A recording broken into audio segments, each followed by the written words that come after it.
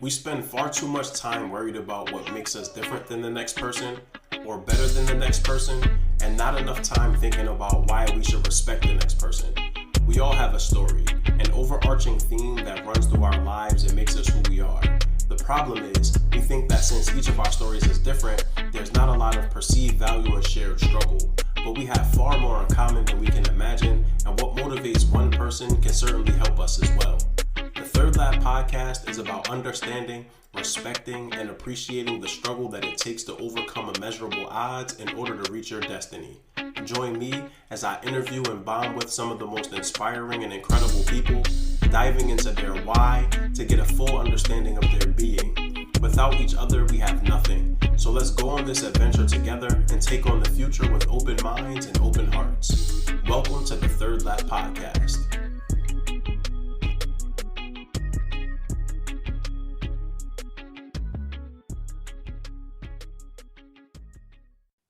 What up, everybody? Thank you again for tuning in to another episode of the Third Lap podcast. I'm really blessed today to be here with the homie, the brother Marcus Scurry, dope person and educator, to really, as always, chop it up and just learn more about him. But Marcus, man, what's going on? How's everything? What's up, Mal? What's up? Chilling, bro. Man, that's all we can do. Like, I'm so happy to be a part of your journey, man. I'm like, I feel very honored and privileged to like just be here, man. I just have so much admiration and respect for you and what you're doing and your platform. So I feel very grateful or whatever, just to know you, call you brother, and call you friend. Absolutely, bro. And so, yeah, man, excited too, just to have you here. This has been a real blessing. We've known how we know each other. We know each other through citizen schools. We Yeah. met sort of like passing, right? Because like you came in Yeah. at the time that I was bouncing. And so we didn't get a chance to really like work together, but we knew each other, you know what I mean? We connected, we stayed, in contact throughout the years. That was back in 2015. That's crazy. So It's crazy. bro, like, you know what I mean? So it's been a minute. And shout outs to Citizen Schools and all the teaching fellows. I've had a couple people on here that was TFs. I started as a teaching assistant that really got my foot in the door and kind of just ran the bag up from there. And so definitely shout outs to Citizen Schools. But yeah, anything you want to add about how we know each other? Yeah, it's so funny. I can't believe it's almost been 6 years. Like, time really goes by fast. Shout out to Citizen Schools. Shout out to Nadia Selby. She was my mentor through that process. Shrada, I want to shout you out. Yeah, it's so funny how I sort of stumbled across Citizen Schools. I was living down south in South Carolina, my hometown, and just knew that I needed a change. And I kept praying, just asking God to just reveal Himself and what my next move should be. And sort of stumbled across Citizen Schools through like Facebook.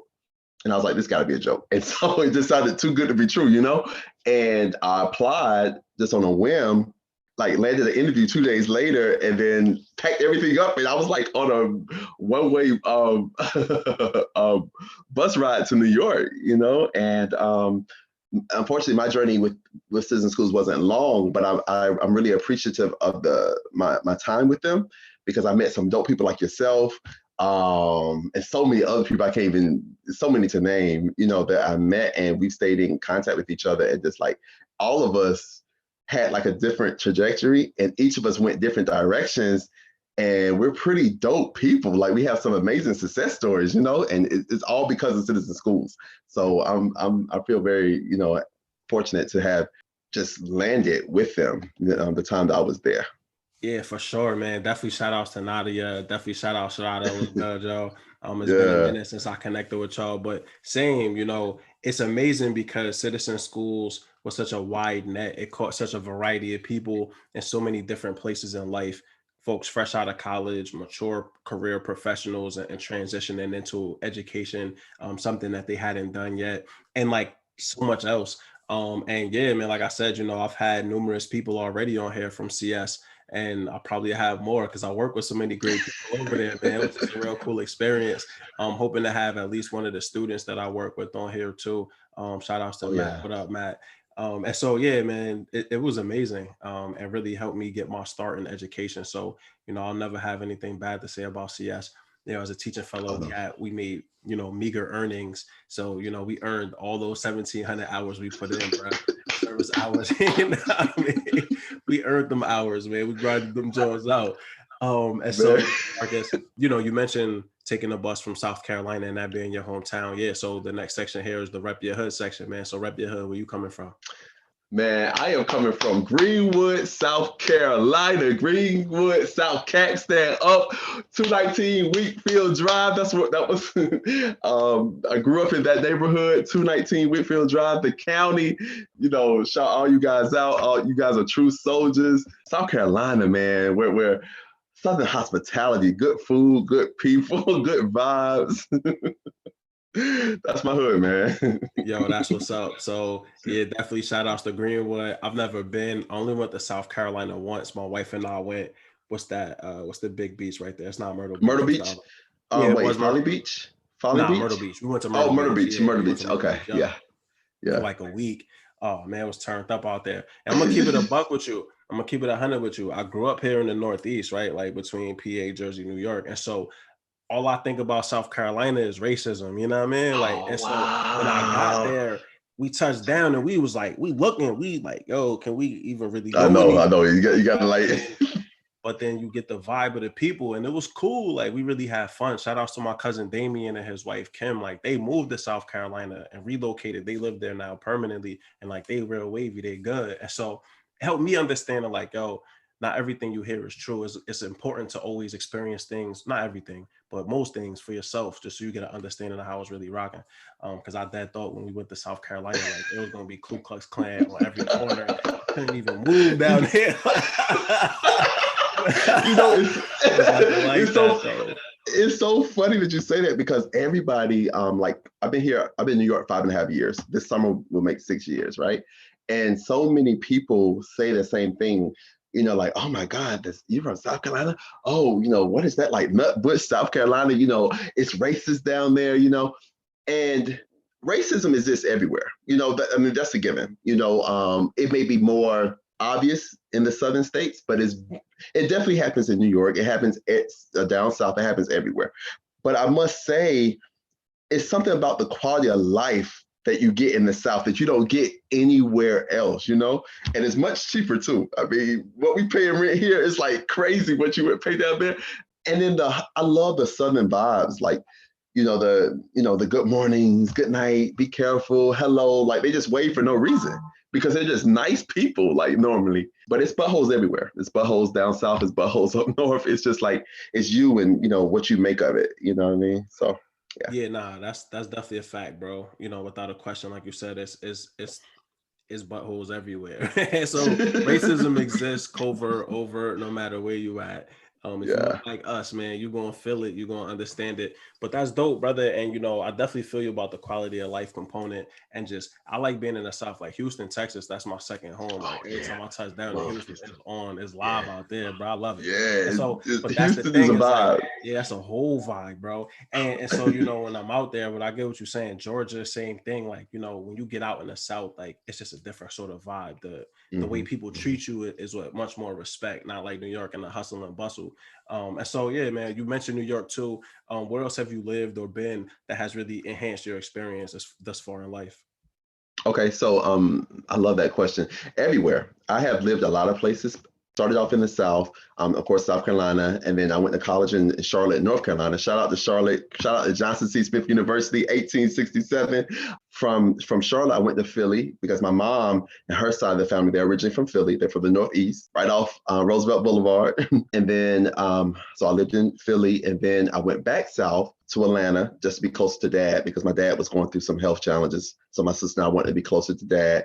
Stayed there for a while, South Carolina, and then New York. So I've sort of been a transplant up top, down south, but everywhere I lived has really shaped who I am. Like learned something valuable from each experience, because there's certain things that when I leave New York, I'm going to take with me that you only find in New York. Like you only find in Brooklyn. Like you're like, yo, that's definitely Brooklyn. That's definitely New York. And there's certain things. Every state sort of, or every city sort of has a culture that you sort of like adapt while you're there, and then you miss it once you leave. It's like, dang, I can't find this down south, or I can't find this up north. So I think that wherever we live, sort of always it follows us, and and it really shapes who we become as people. Yeah, man, that's deep, brother, and that's so true. And I think about New York because like New York create monsters, man. Like I tell people, if you got it in you, like I used to talk to my old supervisor Kevin Bryant about this all the time. It's like if you can make it in New York, you're making it with sharks, right? Like you making it with like Mhm. the top of the top, best of the best. Like everybody gravitates to New York to prove what they're made of. And so if you could go there and prove you're a monster, like you're a monster for real, bro. And so, sometimes I love Philadelphia. It's a lot of monsters out here, but like the ecosystem is different. It's not the same sort of competition. Like Philadelphia is like Brooklyn, you know what I mean? Like New York City Yeah, is all them boroughs. So the competition is Manhattan and Brooklyn, Queens and this. And so, it's just 24/7, man. It's nothing like it. hmm But I appreciate what you said about when you leave, it's something that you take with you. Like that was instilled in me in the 4 or so years I lived there and numerous years visiting, that like hmm you can never take that away from nobody, right? And so, whenever you go to your next step, I'm sure all of the things that you've collected on your journey will only help enhance that next spot even more, bro. You're listening to the Third Lap Podcast with Mal Davis. And that's a great pivot to really get into this conversation, and really the point of the third lap, which is to learn more about Marcus Scurry, man. So really, I would say at this point, start us on your journey, brother. So some people start at birth, some people start in high school, college. Where do you think your story starts? Oh wow, man. Let me think, because there's so many lessons in each stage of my life. I would say, honestly, you know what? We can start at where I'm at now. We'll start at 40. I know turning 40 in August. Shout out to the Virgos. And I just gotta say, the man don't look a day over 25. He turned 40. All the comments was like, you cap, that's cap, you lying. That's cap, you lying. Yo, people were in my inbox like, what is the sauce? Like, what is the secret? I gotta highlight that because if you starting at 40, I'm like, all right, not everybody can start at the same 40 because this man 40, 25 going on 40 or 40 going on 25. I don't know. But the man looked 25. So go ahead. Bro. Thank you, bro. It's the water, it's the water.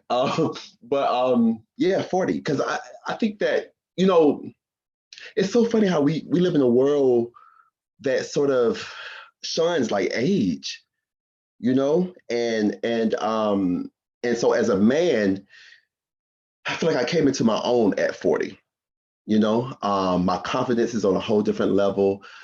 I walk in rooms and I walk in spaces. I'm, just proud to be who I am. You know what I'm saying? And my story hasn't finished. Like I'm still becoming Marcus Scurry. There's so much more to my story. But at 40, there's a certain level of confidence that you exhibit as a man that I didn't have when I was 30 or when I was 20, or definitely not 19 or 18 or whatever.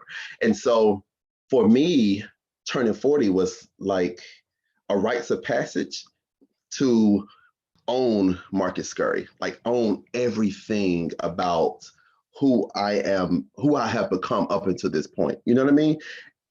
The success, the challenges, the obstacles, everything. Like own that experience, and really just live out loud, without apology. You know what I'm saying? And so when I think about my life, now at 40, soon to be 41, my journey has so many like starts and stops, and it's cricket places and it's straight, and slippery slopes, and so many lessons I've like just gathered from all of those experiences. One thing that I'm committed is like really like living a life of purpose, living with intention, being very intentional about everything that I touch, everything that I create, every person that I meet, relationships, like just everything, because each of those experiences really shape our stories, and it makes it colorful, it makes it dull, it makes it vibrant, it makes it happy, it makes it come alive. And so it really feels good to be 40, and I look at I was thinking today at work, like, tomorrow will be April 1st, 3 months into a new year. And I look at this morning before I left for work, I looked at my vision board, and I pretty much have knocked out everything that I wanted to knock out in 3 months. Related to my short-term goals for 2021. I've either done it or I'm doing it. And I'm like, yo, we're only 3 months into 2021. So I'm so excited about what the rest of the year is gonna, has in store for me, and that's what 40 means for me. It's this courage that I didn't have before, because we live in a world that if we don't have this, we're X'd out. If we're this age, we're X'd out. We're too old, we're too young to do this. And we have to be hyper productive all the time. When in reality, that's not true. We really should be telling people to really embrace their story, embrace your wins, but definitely embrace your losses, because there's lessons in those losses that can, motivate somebody else. And so this is where I'm at, in this journey. And it's amazing, and I'm drinking my water and I'm getting my rest and I'm praying. But it's an amazing space to be in, Yo, and I could just tell by the vibe that you give off and how you move and maneuver that you really are owning your space, man. And that is the purpose of this podcast, realistically, is to continue to present people that have gotten to that point in life. Because I want folks to understand it's possible, right? But it's impossible if you stop. And so the Third Lab podcast is definitely about the losses and learning from losses, but it's also about the triumph, because the story get mixed up that you can't catch losses. People don't show you the losses that they catch. Right? I want folks to see the L's. I want you to hear about the losses, because like you said, that's what builds the character. You evolve through adversity, man. You don't evolve just because things is easy to do. That's not how evolution takes place, bro. Right? It's the heat and the fire that's on your behind, man, that makes you get better, dude. And so, I'm glad that you speaking as a man that's 40, because also 40 is that John will it really scare people when they hear it, right? I'm 36, I'll be 36, you know what I mean, real soon. And I hear 40 and I'm like, oh my God, if I don't have it all together by 40, yo, that's crazy. So, but seeing you here, man, and really living your life and living your truth is a testament to just keep going, right? Just because you can't see it don't mean that you can't get there. Keep going, keep pushing, keep working. And so, Marcus, I appreciate the fact that you started off already with such uplifting advice and information for people. But I really want to take a step back though, because you mentioned you know who you are, and you living in that truth. So, Marcus, who are you? I'm just a dope individual that's chasing his purpose. That's really who I am. I'm a dope individual who's chasing his purpose, and I'm not accepting anything less, because you hear the common thing, wait for a seat at the table, wait for a seat at the table. But no, I think that we should create our own. Let's build our own table. Why should I have to wait for you to invite me to sit down, And it took life experiences for me to get there. It took me having jobs, losing jobs, going from pillar to post, having $10 in my wallet and not knowing where my next $10 were coming from. It took me, going through a lot of different challenges and obstacles, but all of those situations were really preparing me for this space I'm in right now. You know what I'm saying? And so I tell people I'm just a dope creative that's just really chasing my purpose and my passion, because it feels good. It feels good to know what direction you're going. It's like having a GPS before you start off. If you're going somewhere, if you're traveling, say you're going to Houston, you've never driven there before. You may put the address, your ending address in your GPS system, trusting that GPS system is going to get you to your destination safely, right? So I have an internal GPS system, that's programmed internally that guides me and directs me and lets me know what doors I need to open, what doors I need to close, who I need to meet, who I need to connect with, what relationships I need to end. You know what I'm saying? What situationships I need to close the door on, what I need to chase, all of those things that make life, worth living. And so that's really who I am, and like I said, it took growing up in poverty.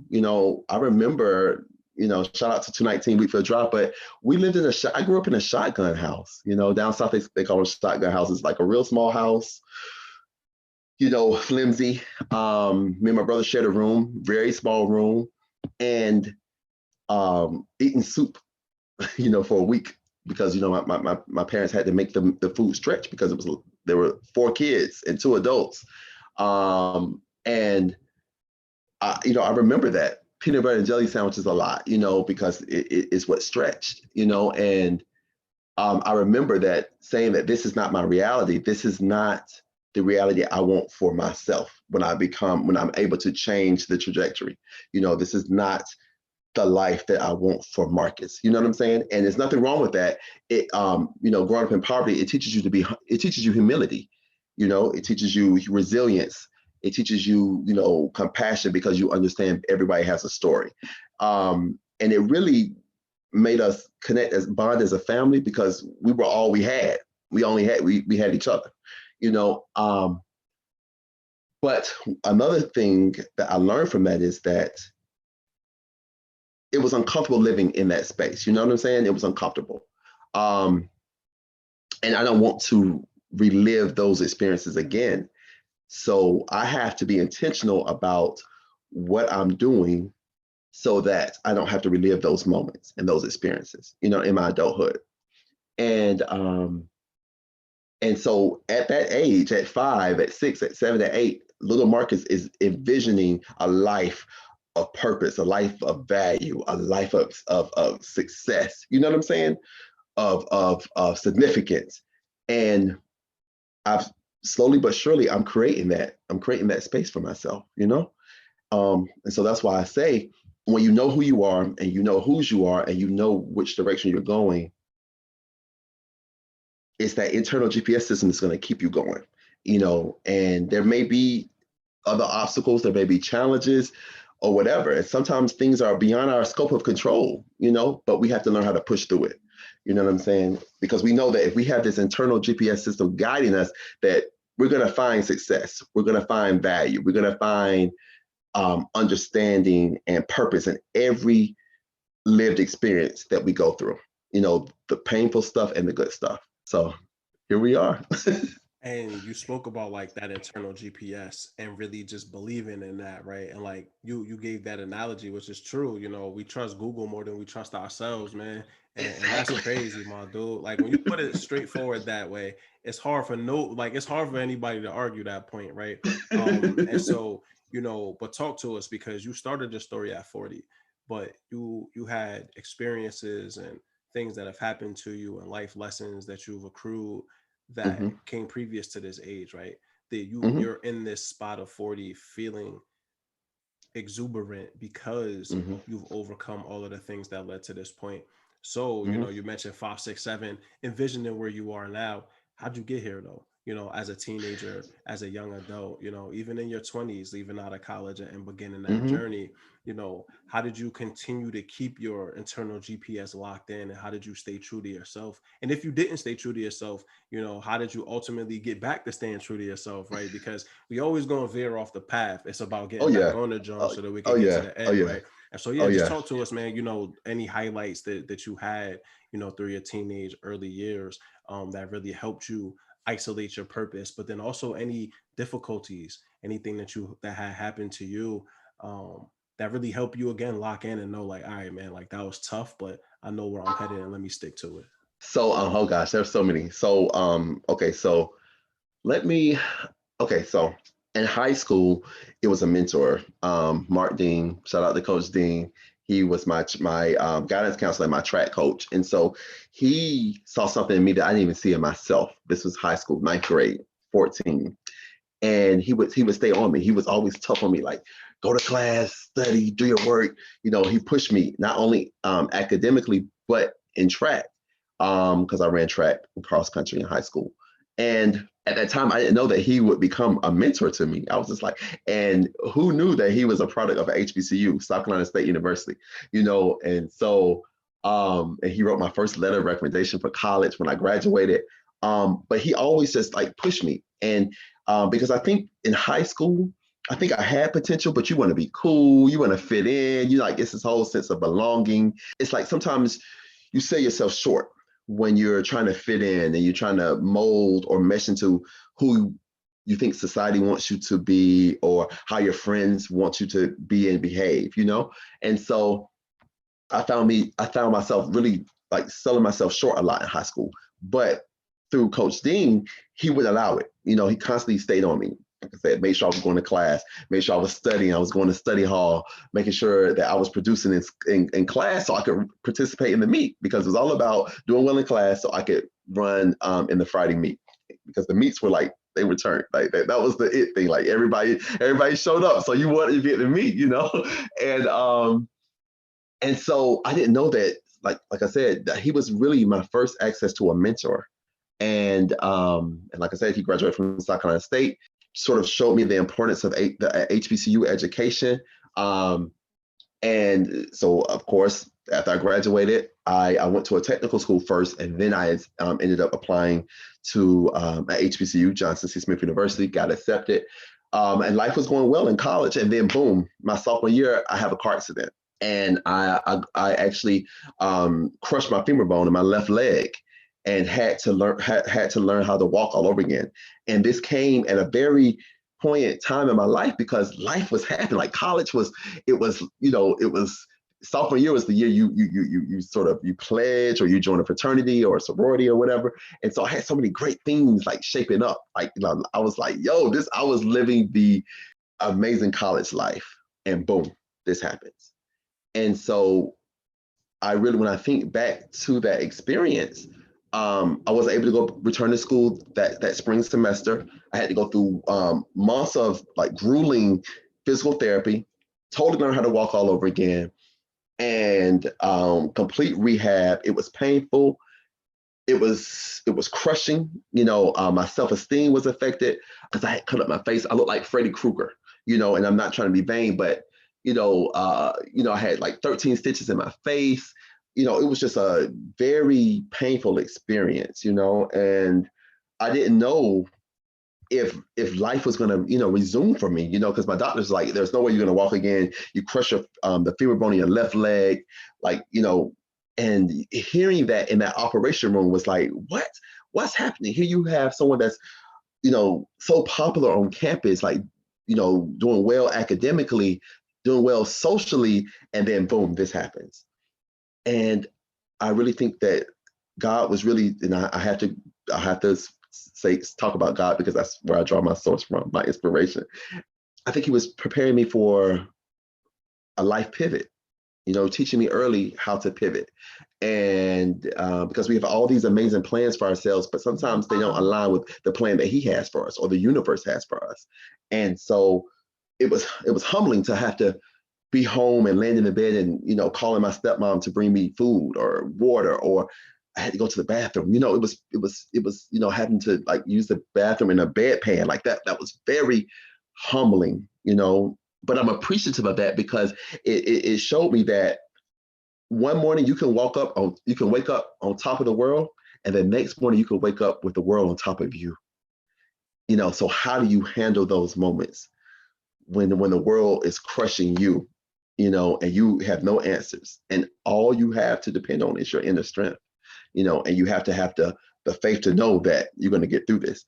And I did get through it. You know, I was able to return to school that summer for summer classes, but it pushed me back a semester from graduating. So I wasn't able to walk with my initial class. And I walked with a limp. You know, I had to adjust to that. Like, it was so many different coping things that I learned from that experience.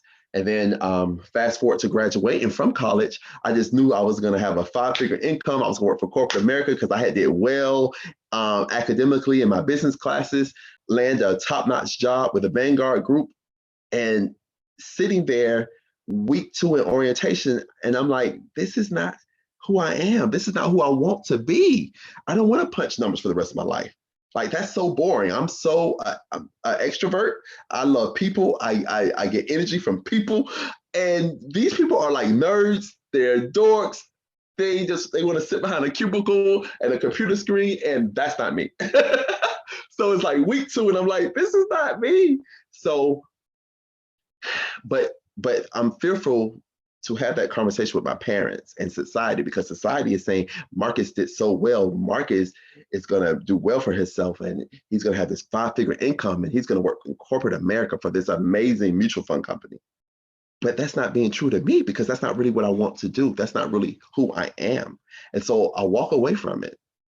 I step out in faith and walk away from it. And then by default, I connect with a nonprofit organization in Charlotte. And that starts my nonprofit career. And after that, I just take off. You know, there were days where I had to eat peanut butter and ramen noodles and things like that. But even that, all of those experiences, it shaped the man that I've become. You know what I'm saying?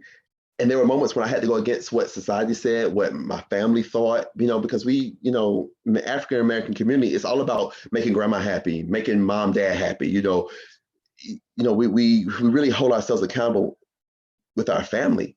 And sometimes our family don't really understand who we really are and what we're about. And they don't understand our journey, you know, and I had to realize that this is my life for the living, and I had to live it for me. And I had to walk in my truth, and not mom, not dad, not sister, not brother, not grandma. And once I learned that lesson and really stood in my truth, everything else fell into place. It was like everything else was like puzzle pieces. But once I really said, you know what, I gotta live my truth for me, it was like a domino effect. Everything just started happening for me, you know? And sure, there was times when I didn't know how the dots were going to connect and what was going to happen next, or how I was going to feed myself sometimes, because I believe in living a life of just complete faith. Like just, you know, believing it, trusting, believing, knowing it's going to manifest. And, but everything always worked out. I never, you know, it just, everything always fell into place, you know, and I'm a living witness to that. Absolutely. I hope I don't sound taboo, but this is the truth. Nah, bro. And you know, like, you know, I'm not Christian, or like I don't adhere to any specific religion. Yeah. I'm more like spiritual than anything. But I believe Me in too. God. And I had a conversation earlier today with my homie Hatris, who's through Citizen Schools too. He joined before you had come on, or he left before you came on.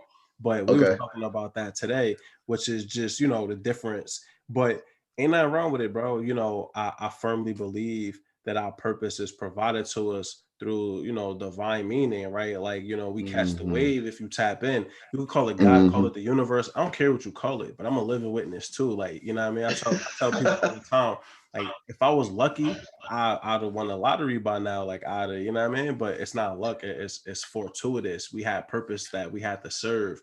So all the things that we went through, no matter how tough they might have been, was to put us in a position to win later on in the future, bro. Like you said, you know, you grew up in a shotgun home. And so as a grown ass man, for you to survive, you had to do the same shit you was probably doing as a little kid. You was doing the same John. You was used to it. It was nothing new to you. You was doing that. And now you was able to reap the benefits of that sacrifice, right?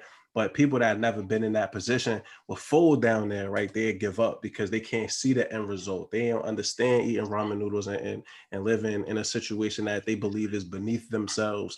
Nah, bro, you got to stay down to come up, man. And everybody that know that come up, they stay true to the game, bro. And so, you know, respect to you, Marcus, for staying true to the game and never taking no shortcuts and no easy outs, because you always got to pay that back in the end, right? And any person that really know the game again is going to do it the right way.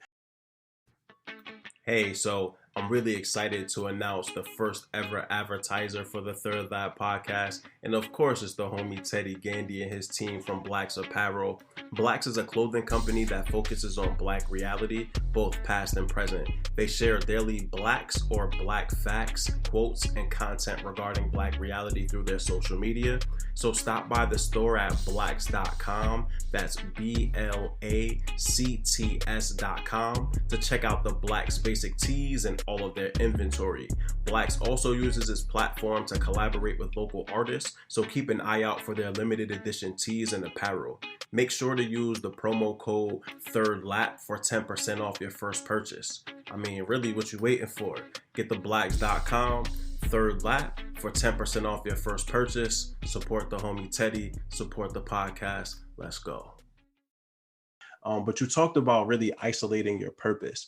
And, I want to hear more about that process, because I really feel, especially for creative people, that's a difficult thing to do or accomplish, because, we're drawn, especially as like creatives, to potentially do so many different things. You could be good at painting and good at spoken word, and you could be a really good rapper, and then you could be dope with visuals. And so how do you even figure out which one you're supposed to pursue and when? So, that's just an example. But Marcus, I would love to hear, what has your process been to isolate that purpose and then to ultimately make sure that you stay true to it, right? Like that internal GPS. How do you make sure that it never gets off center? Okay, I love that. So, wow, that's an amazing question.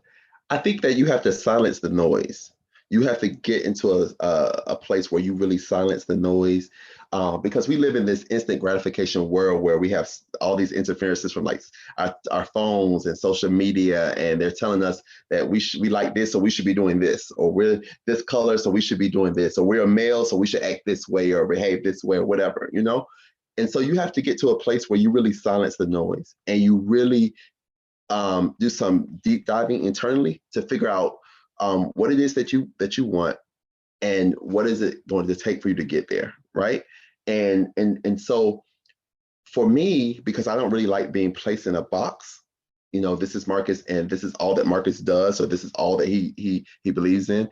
Sometimes it's like just experimenting with things, okay, I like to paint. So you know what? I'll paint today. And then I like music. So maybe tomorrow I'll sample with some music, not really placing yourself in a box, but putting yourself in an environment that really stimulates your curiosity and your creativity. And you also have to connect with people that are doing what you're interested in. So I'm big on mentoring. I said Coach Dean was my first initial mentor. I serve now as a mentor to people. I've been mentoring since I was in high school, really, in college. Someone that's interested in podcasting should connect with, you, or people that have podcasts, or someone that's really into creative writing should connect with other creative writers. You know what I'm saying? You really have to put yourself around people that are doing the thing that you want to do, so that you can, learn valuable lessons from them and get some sort of experience. And it may mean that in doing so, you realize that, I like to write, but creative writing really isn't my thing.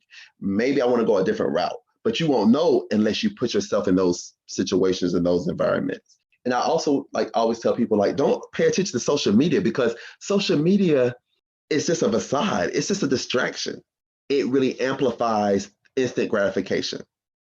And we know that that's not really the way to go, because on social media, all we're seeing are the fancy, the fluff. We don't see the struggles and the challenges. No one really, like you said, we talk about all these wins, but we don't talk about the losses, or the moments we had to pivot. We don't talk about those things. We don't see that reflected on social media, not often, So I think that I'm really big on reading. I'm really big on vision boarding. Every year since the year 2000, I've been doing a vision board.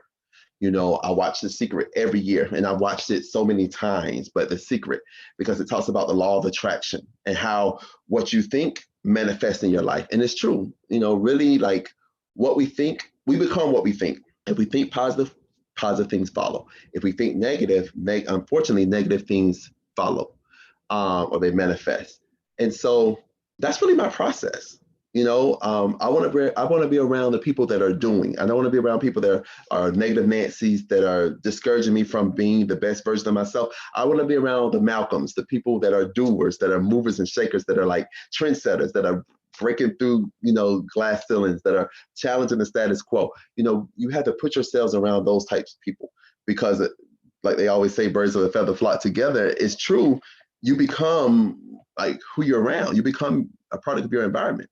And if you're around success, then you're going to breed success. And if you're around failure, unfortunately, failure is going to follow you. So that's really my process. That's what I do. It's a dope process. For sure, man. Yeah, my grandmother used to always say that birds of a feather flock together. And it's the truth. Oh, You yeah. are the company that you keep. And Yeah. that's one of the toughest lessons I would say to learn, especially as an adult, is that, there isn't value in having 100 friends, right? Like if Oh, you no. got 100 people around you that don't support you, you got nobody, bro. Like for real. Now you just doing it for the clout. And so, I think that's also Exactly. attributed to the social media environment that like you gotta have 100 people with you to get the job done. You don't. You need, if you got one or two dedicated people that One. really rock with you, really you need one. But if some One. of us Yep. lucky enough to have two. Two. But all you Yeah. really need is a road dog, right? Like I'm lucky, man. I got That's my it. best friend, but I also got my wife. Like I got road dogs all around me. And so, but you got to isolate that purpose because that'll also help you identify who's really rocking with you versus who's just there for the heck of it. Because it's a lot of people just hanging out just to hang, man.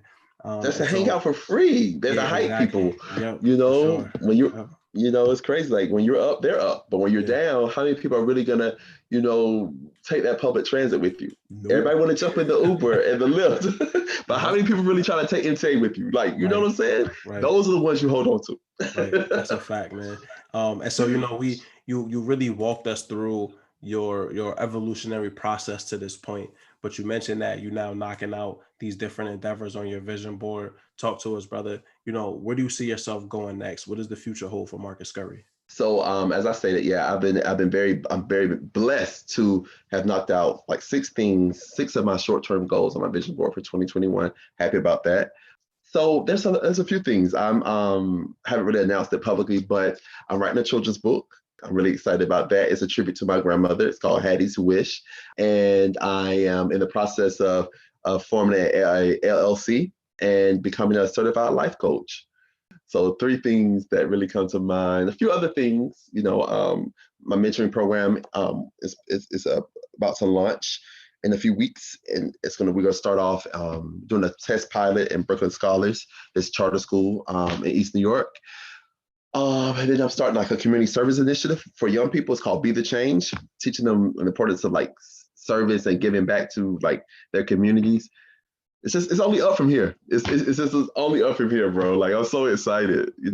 I feel very very blessed just to be here, man, and just have the vision to give back and like find value in what I'm doing. Hattie's Wish. I love the title of that book, man. That's awesome.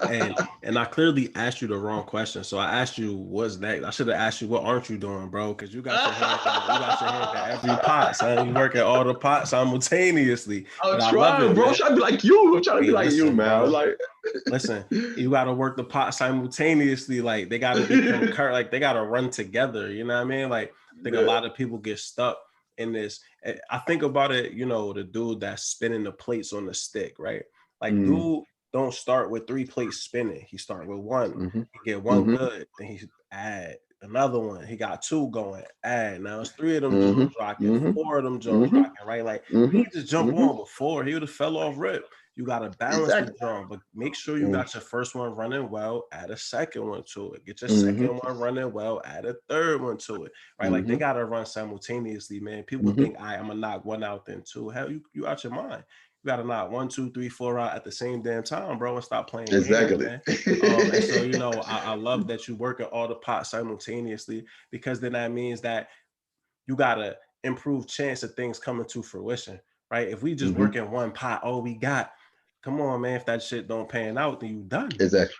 Now we got, I boom, 1 ain't work. I'm on 2 going crazy. Now it's 3 pots left. Something's going, gonna right? hit. Something's gonna hit. You know what I'm Something's saying? going to hit, bro. Something is going to hit. And so, Yeah. I love the approach. And I just love, again, your whole philosophical outlook on how to approach it, which is I'm going to embrace it. I'm going to connect with people that do it. I'm going to get some experience with it. If it's not for me, I understand that. But if it is, I'm going to go even harder. But the only way to really know sometimes is to really get out there and experience it, right? Like some things you can skip, but other things, it's about experiential learning, right? Like we spirits going through this humanistic understanding in this humanistic environment, right? Like my pops always put me on that. He says to me all the time, like, you're a spiritual entity going through a humanistic experience. He's been telling me that since I was a little kid. And so I always been tapped into the fact of something greater, right? It's something that I need to tap into so that I can really understand me. It's not just me, right? Like this is the vessel, but the purpose is within me. And so, it's clear that you've tapped into and continue to really harvest your potential and your purpose so that you can really get to the root of it and really understand what your purpose is, and so you can get to it, man. And I love it, brother. And so, we talked about what you've done. We talked about where you are right now and then where you want to go in the future. But Marcus, put us on game. I mean, what's the motivation? It's tiring, right? Being a creative is tiring, bro. It's hard to work 4 pots at the same time. Your arms get tired. So, Yes. it ain't easy, right? Ain't you 40, Yeah. so it ain't like you 20 working 4 pots. You 40, right? I'm gonna keep it real. We the energy drain a little bit. It don't feel like it used to, but the mental, the understanding of the game is so astronomically high that you don't have to work as hard because you could work smarter. Yeah. But talk to Yeah. us, man. Ultimately, what's your motivation? What's your why? Why do you keep pushing the way that you do? Oh wow, it's so funny you say that. It's tiring. It's tiresome and it's lonely. It's lonely, Yeah, when you really tap into your purpose, you're gonna find that a lot of people that start their journey with you, they're gonna eventually like they're gonna fade to black. They're gonna fall by the wayside. So it's very lonely at the top. They say that. So that's why you can't wait for the cheers. You can't wait for the pats on the back because sometimes they may not come. And unfortunately, sometimes even your own family won't really support you because they don't get the vision. And it's okay. They don't see the vision that you created for yourself or that you have for yourself. And that's okay. You can't draw from people because people shift, they change, situations breed different people. So I think I always go back to my internal GPS. Is it tiresome? Yes. Is it hard? Yes. I am 40. So, my energy at 40 is different than my energy at 20. It's a big difference. At 35 and 40, it's a big difference. But you have to know that you're building a legacy. You're creating something that's going to outlive you. And for me, that's what keeps me going. You know what I'm saying? And unfortunately, sometimes you're going to lose key people along the way. Like I lost my grandmother, who I'm naming the children's book behind. Like she was my GPS system in human form. And so me losing her at, man, what, 30? It was 30. I was 36 when grandma died. That was a big blow to me. And I was like, yo, I can't, I don't know what I'm going to do. Like she was my everything wrapped in one. But then I think about what she would say. Like, bro, of course she would probably say, bro, but like, what are you doing? Like, I'm still with you. Like, you got to push forward, take all the lessons that I try to teach you and allow that to be your momentum. You know what I'm saying? And so that's really what motivates me. I always say, I'm doing it for grandma. This is for you. Grandma, I'm doing it for you. When I feel tired, after a long, busy day at work and I'm thinking about my brand and, the spring collection, or I'm thinking about my show or thinking about the book or everything that I have taking place, I'm like, Grandma, I can't get tired because I'm doing it for you. And she never punked out. She never punked out. 85 years, she was fighting to breathe. She didn't punk out. Even at the end, she didn't punk out. So I owe it to her. I can't punk out.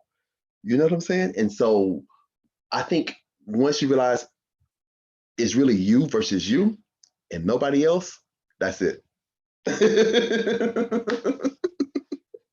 That's it.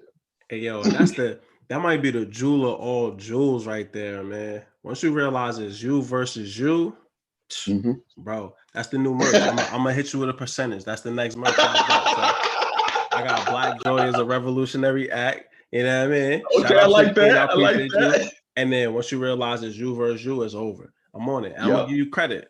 Marcus Scurry. Okay. Dope person, that educator. I got you, bro. I'm gonna give respect. I'm gonna hit you with a little percentage. We're gonna do some money transactions. You know what I mean? Okay, I'm here for it. I can dig it. That's it right there, man. Like what you hit the nail on the head. Cause like so I've been having concurrent conversations ongoing with quite a few people, but I'm realizing through these conversations, predominantly with Black men, it's actually all been with Black men thus far, but we all hit this mile marker roughly around the age of 32 when we realized we got to start doing something different, right? Like, oh, it just got serious. And so, hearing you talk about 40 and then all of the transitions and all of the additions that you've made to yourself and to your character along that pathway, man, it's just been amazing, yo. And shout outs to your grandmother. I can relate to losing a grandmother and sort of like losing that comprehension, the understanding of what's going to happen next. But you stay true, yo, and what you said is important, which is that she still sees you, she's still with you. and she really wants you to succeed. So, excited to see what you have going on next. Can't wait for the book, my brother. I know that's going to be incredible. Thank you for that. Yeah, I'm excited. It's like my grandma and we shared a very close relationship. My family loves to say, "Oh, you were the favorite," and maybe I was, maybe I was. But the book, I see it as a way to really pay tribute to her. Her legacy, life well lived. Mm-hmm. And so this is how I'm sort of honoring her legacy and her memory. You know what I mean? And she would just be so elated, because she always say, "You're such a good writer. I wish you would write more. I wish you would, do these things." And so it's really a tribute to her. So I'm really, really, really, really, really, really, really, really excited what this is gonna bring. I'm excited too, man. That's a beautiful thing. And what a way to continue to honor her legacy than by being able to produce this, especially as a children's book, right? So now you're touching on the minds of the youth, bro. And I love that, right? Like Shaping those, yep. Yeah. I mean, back to the intentionality component, right? And like being intentional about all of the things that you do. If you're intentional about all actions, and I like what you even said too, I didn't really touch on it, but it really did resonate with me, which was all the people you talk to, being intentional about conversation, right? Being intentional about interactions. That's something that I really had to grapple with and get a hold of myself in 2021, because I realized that like I wasn't really intentional. I didn't seek value in conversations with folks, and certainly wasn't given a lot of it in return, because I felt like people were disingenuous. And so it wasn't really a purpose in doing that with them if I could do it by myself. But realizing over time, A, no one does it by themselves, and B, there's a lot of value in just a conversation, right? Like you never know what you'll learn from another person just chopping it up. And through the process of that realization comes the Third Lap podcast, which we now rocking on now. But the power of conversation can't be understated. A simple 5-minute talk could really uplift the next person. You have no idea what you could say to the next person that'll put them in a mind where they're gonna go and get their bag now. And what you mentioned about mentorship, like that's again those intentional conversations, those intentional relationships where you're instilling in people what they need to be successful. You're listening to the Third Lap podcast with Mal Davis. Yeah. And so, Marcus, it's just been great to just learn more about you, to learn about where you're from and all the places that you've been. I really want to touch on something here before we get out of here, though, because we didn't really get a chance to talk about it. But I see that you were involved with Safe Haven director, but also worked out here at Carson Valley School. So you've had some very diverse experiences, bro. Yeah. Some very diverse experiences. But I would love to hear more about like that Safe Haven work that you did, and ultimately like how does that tie into really who you are and what you believe in? Okay. So as I stated earlier, I sort of I started, I would say my career in the nonprofit world really was not planned. It sort of just fell in my lap. And so while living in Greenwood, I was looking for a nonprofit position. And so I was volunteering at the food bank there. And so the executive director of the food bank, she just fell in love with me. And so she and I, we had several conversations, and she said, "What are you doing for work?" I was like, "Actually, I'm in a transition. I'm looking for something." And I said, "I have some experience in the nonprofit world." And she was like, "Really?" So she took down my number and she shared it with one of her colleagues who had just wrote a grant for the Safe Haven program for community initiatives. Community Initiatives was the agency. It's a small nonprofit, very small, maybe 30 employees. And so I sent an email to Beth Bethel. Shout out to Dr. Bethel. I love her, Dr. Bethel. I love you. Thank you so much. Another mentor. And within a week, she and I had lunch, and she asked me, she said, "Do you have a resume?" And because I've met with her about becoming a volunteer in the Safe Haven program, but she was so impressed by the conversation. She was like, she offered me a job. She offered me the director position. And so in 30 minutes, I had a job, and I wasn't even dressed for an interview. I remember I had on a polo and some like khaki shorts. I was like, "Oh my God, I got a job." I wasn't even dressed. I had on boat shoes or something. And so I started work. She wanted me to start work like the next day. And I was like, whoa, But it was amazing. It was the Safe Haven program.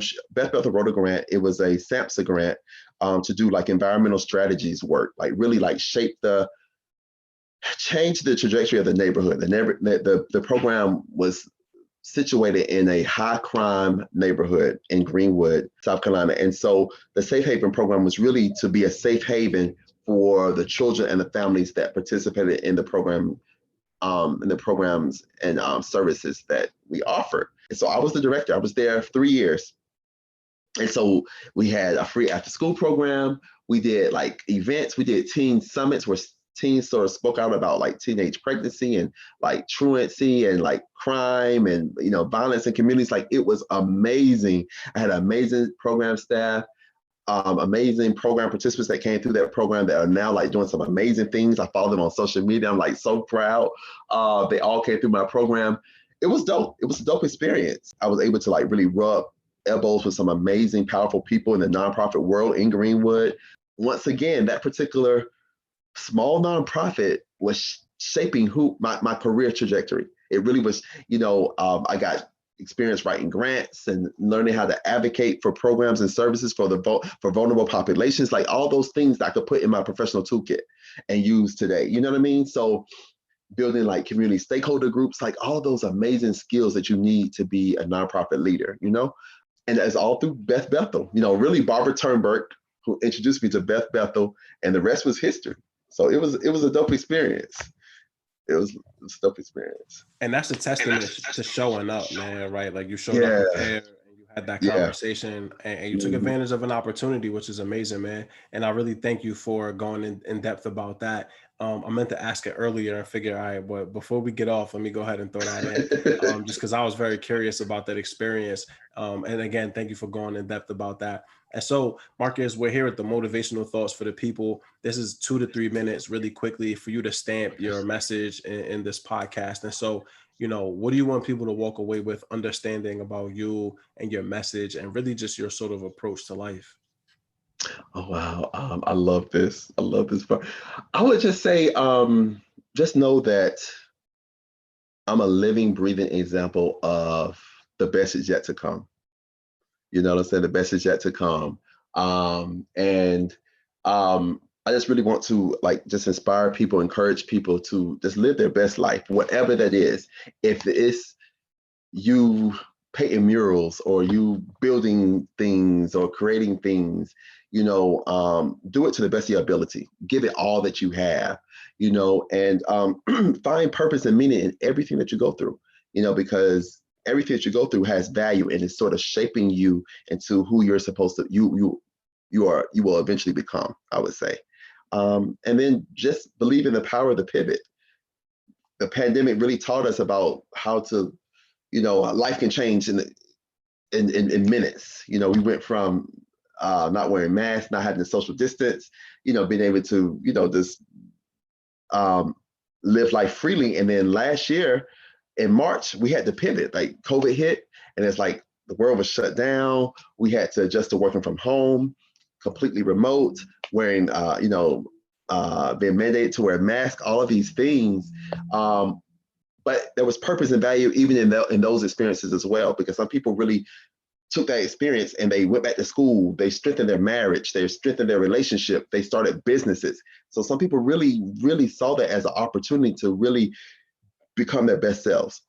So I guess my advice would be, believe in the power of the pivot. You know, where you are right now is not the end of your story. It's not the end of your journey. You know, find purpose, find value, show up, do what it takes, you know, drive out the mud if you have to, but just do it, you know, just become the best version of yourself that you can, you know, that's really it.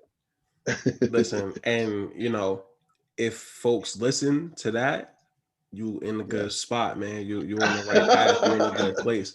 Cause it's the truth, you know, you like you said, you're proof that the best is yet to come. And I love that because I believe that too. You know, I thought I never knew what it would look like to be 36. And so I can't even say I thought anything. I didn't think I was gonna see no damn 36. And so, you know, but to be here and be so optimistic about what the future holds, is a great thing, and it's a great feeling. Like I get immense amount of joy just thinking about the best is yet to come.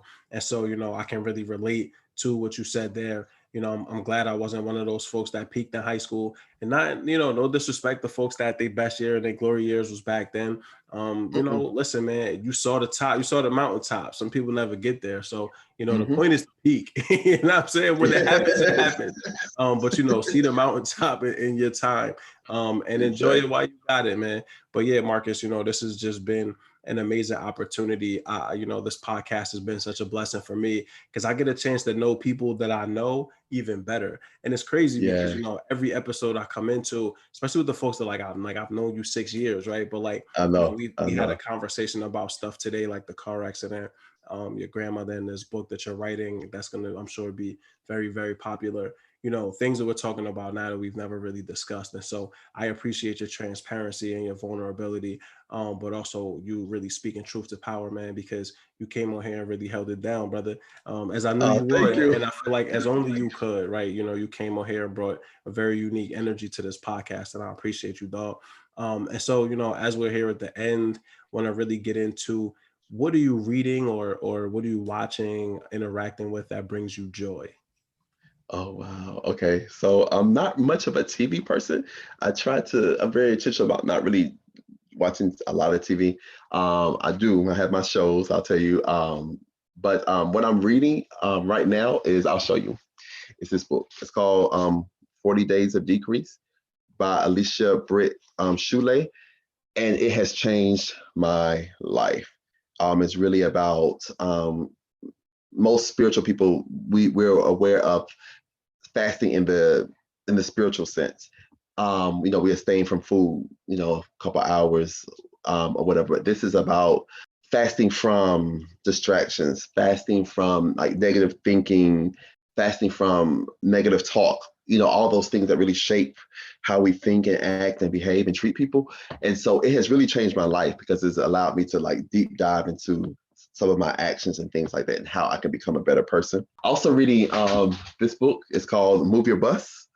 I love it. It's by Ron Clark. It's really for transformational leaders, how to really transform teams that may be lacking or needing additional support or additional guidance or a momentum boost. So what am I watching? I'm ready for my show to come back on, The Shy. That's my show. I love it. I love it. Chronicles inner city teens growing up in Southside Chicago. So shout out to the writing and the writing team for just some amazing complex characters. I love that show. Ready for that to come back on. I love All American. That's another great show. I can really relate to the main character. That's really it. That's really it. Yeah, man. I appreciate you. I never really got into The Shy, but I know it's a super popular show. A lot of people enjoy it. I like that. Was that 40 Days of Decrease? The whole concept around, I mean, we don't really think about fasting from other things in life, especially social media, man. You gotta take a break. I try to take a break as frequently as I can and still be responsible the business, because this podcast is a business. So unfortunately, I gotta interact with it just to keep the junk going. But I really try to make sure that personally, I'm taking a break and not just constantly on my screen watching stuff. So definitely can relate to that one, man. I appreciate you. And so we are here at the end, my dude. Where can people find you on social media? If people wanted to interact with anything that you have going on, what websites would you like to share with folks? It has definitely been a pleasure. Thank you. Shout out to my brother Mal. Show Mal some love, guys. I met him 6 years ago, was amazed by his presence then, still constantly amazed by his presence and just his purposeful thinking and living. So shout you out, brother. Thank you so much for having me on your show. I really appreciate you. I admire you and I love you dearly. I'm on social media. I'm on Facebook. You can just follow me, Marcus Scurry. I'm also on Instagram at Pretty Boy Mark, PrettyBoi Mark, MARC. I'm on Twitter. I think it's Handsome Red Gent. I don't remember. I don't tweet that much, so I can't remember what my Twitter handle is. But just do a search for Marcus Scurry. I'll come up. I also have a page for my lifestyle brand, Young Fearless in Black. It's just Young Fellas in Black. You can do a search for on Facebook. Working on a website that's going to house all of my things, especially since I'm really pushing the children's book. So that is in development. That will go live very soon. Yeah, follow me. I love interacting with people. I'm extrovert, so I love motivating people, just like conversation, having conversations with people. So follow me on social media, inbox me, whatever. Yo, definitely follow Marcus, man. He's always sharing some influential stuff. Pretty boy Mark, yeah. You be sharing some pretty boy pictures too, man. You looking 25 when you 40. Yeah, I got some hate for you, man, because when I'm 40, I ain't gonna look 25. I don't look 25 now, so I got some hate for you. I got some smoke for you. But nah, man, definitely follow Marcus. Definitely a worthwhile follow. Interact with him. If he's doing anything that you're looking to do yourself, if he's engaging in opportunities that you see you can help him with, hit that man up. Definitely, the whole purpose of this is to create synergy, is to create opportunities for like-minded people to connect. And so you can definitely do that through me. Reach out to me. I could connect you with folks. I suggest you don't even use me as the conduit and do it yourself, because it's much better to make that direct connection. But either way, man, reach out to Marcus. I'll make sure to post all your social media up when your episode is released, so people know where they can find you. Yeah, of course, man. And so Marcus, dude, it's a marathon. We did it. We started late. Appreciate you being flexible. We started late. It took forever to find the Zoom link. I was sending it to the wrong email. I was messing all up today. But you know what? My brother stuck with me, so I appreciate you, dog. But yeah, man, we made it to the end. Any last final thoughts you want to share with the folks before we sign out? Yeah, I just want to thank you just for being you, brother. Like, I really admire your platform. Thank you for having me on the show, because you can't take opportunities like this for granted. I really appreciate you. I really admire the work that you're doing. I think you're an amazing, dope, creative. I hope that that you transform lives, you touch people, and I'm just appreciative of the brotherhood and the friendship. So thank you so much. Just be inspired, everybody. Just be inspired. We're going through some tough times. But we will get through this, because everyone's best is yet to come. So I'm going to constantly continue to pray for all of us and keep everybody just motivated and inspired. That's it. Yo, I appreciate you, man. Yeah. And thank you. This opportunity was just something that was going to transpire. When I created the podcast, you were definitely at the top of the list in regards to people I wanted to connect with. I look forward to being on your podcast here soon too. Next month. Exactly. That's gonna be popping. We're gonna really enjoy that, have a good time, and turn up for the people.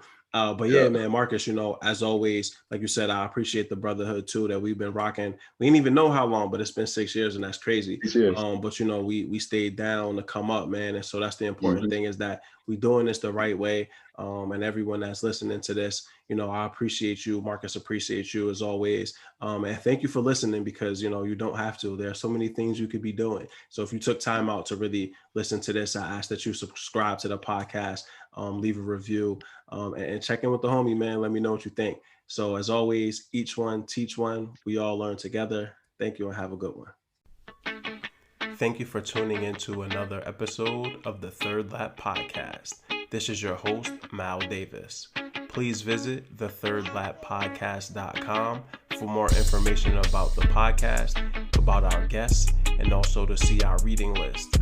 You can find us at The Third Lap Podcast on LinkedIn and Facebook, at Third Lap on Twitter, and at third_lap_podcast on Instagram. If you know anyone that would be great to be featured on this show, please reach out to our host, Mal Davis. He's always looking for interesting people to learn more about them and to talk about their pathway. Thank you so much again.